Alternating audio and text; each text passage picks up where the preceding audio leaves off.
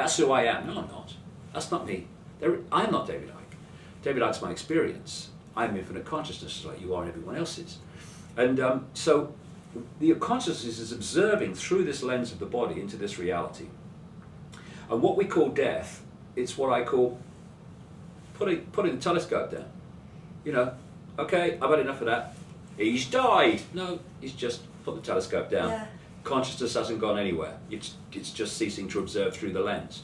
But because of the way the illusion is constructed and the way we decode the illusion, we see things as coming in and going out and moving around and having space between them and time and all the rest of it. They're just illusions. They're just experiences.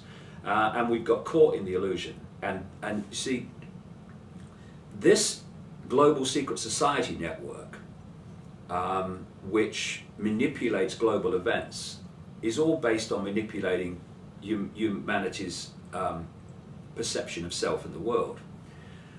And the reason it's a secret society network, and all the secret societies are fundamentally compartmentalized. I mean, even in a thing like the Freemasons, the vast majority of Freemasons are in the bottom 3 levels of degree. They don't know damn about what happens higher up. And those at the top of the Freemasons don't realize there's other levels above that no one tells them about, where only the chosen few go.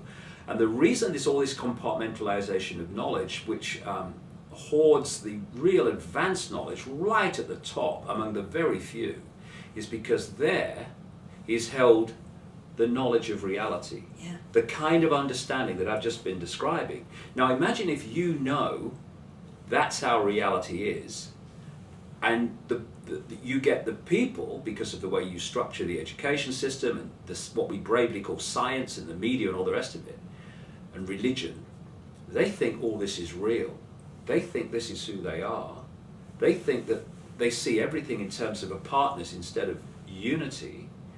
You are in an incredible position of control because you understand reality, and the people you are controlling and manipulating have not got a clue what reality they're experiencing.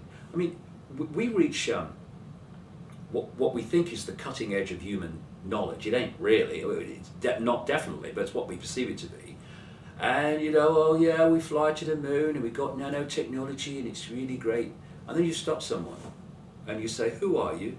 Where are you? What are you doing here? What? And if they don't parrot some religious reaction to you, some religious belief system to you in answer to those questions, then they'll say, I don't know. We're at the cutting edge of human awareness in the 21st century as we perceive time, and we can't answer questions like, who are we, where are we, what are we doing here? What's going on? The reason we can't answer that, what we can if we do the research and we open our consciousness, but the reason that vast numbers of people can't do that is because the control system is structured so that from cradle to grave that knowledge is kept from them, and the ability to expand consciousness and access their knowledge that way is suppressed and suppressed and suppressed and suppressed. But what's brilliant now is that this control system is losing control. It may seem to be getting more control with more legislation and more police imposition and militarization of the police and more data, more surveillance. Yeah, in the play-out world it seems to have more control. What it's losing control of is the fundamental foundation of its control, and that is the sense of human perception that we are what they tell us we are, instead of understanding what we really are. And the more that happens, the more the control system as it plays out in all those things will fall. Because it is going down. It's going to go forward for a few years yet. No, I don't have any illusions about that. How long, David? My view is, and I think 2012 is a diversion, personally, and I think you're going to see that exploited by Hollywood movies and other things. See it already? Yeah. Well, my feelings around 2016, life in this reality is going to transform. And it's going to transform because this is a virtual reality, quite provable fact. You know, in the Matrix, where Neo says within a computer program, this isn't real, and Morpheus says, well, what is real? Yes, yes. If you're talking about what you can see, touch, taste, hear, feel, whatever, then real is just electrical signals interpreted by your brain, and that's what it is.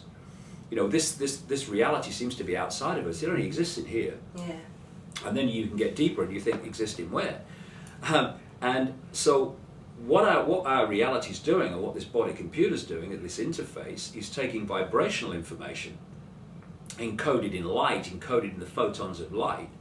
It's turning it into electrical information, same information, different form, passing it to the brain. The brain's decoding that information into what is a holographic, illusory 3D world that appears to be solid. And because it's illusory, you can start to see why quantum physics has this bewildering contradiction between the fact that they say the world is made up of atoms, this solid world, and yet they know that atoms have no solidity.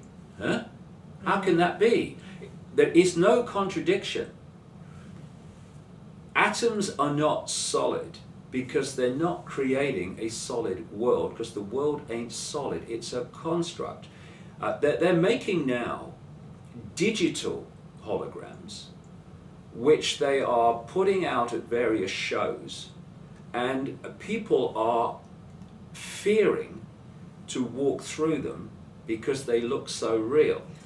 Really? They look so solid. Now, they're doing that with technology. Imagine the immensity in terms of advancement over that technology of the human body computer in terms of decoding reality. No wonder it seems so bloody real.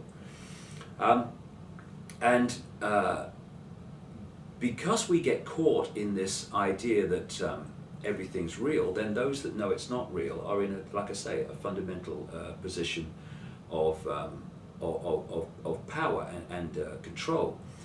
And this virtual reality that I'm describing, whereby we are taking in